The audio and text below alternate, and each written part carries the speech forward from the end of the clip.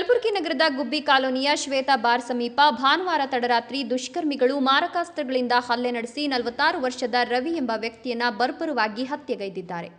ಕಳೆದ ರಾತ್ರಿ ಅಪರಿಚಿತ ವ್ಯಕ್ತಿಗಳು ಮಾರಕಾಸ್ತ್ರಗಳಿಂದ ದಾಳಿ ನಡೆಸಿ ಕೊಲೆ ಮಾಡಿ ಪರಾರಿಯಾಗಿದ್ದಾರೆ. ಹಳೆ ದ್ವೇಷದ ಹಿನ್ನೆಲೆಯಲ್ಲಿ ಈ ಕೃತ್ಯ ನಡೆದಿರಬಹುದೆಂದು ಶಂಕಿಸಿದ್ದಾರೆ. ಈ ಹಿಂದೆ ರವಿ ವಿರುದ್ಧವೂ ಕೊಲೆ ಪ್ರಕರಣ ದಾಖಲಾಗಿದ್ದು, ಅದೇ ಪ್ರಕರಣಕ್ಕೆ ಸಂಬಂಧಿಸಿದ ವೈಷಮ್ಯದ ಹಿನ್ನೆಲೆಯಲ್ಲಿ ಹತ್ಯೆ ನಡೆದಿರಬಹುದೆಂಬ ಅನುಮಾನ ವ್ಯಕ್ತವಾಗಿದೆ.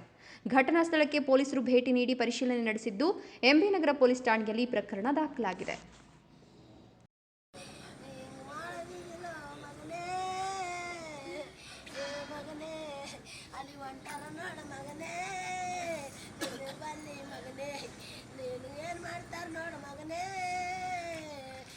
ಮಗನೇ ನೀನು ಹೊಡಿತಾರ ಮಗನೇ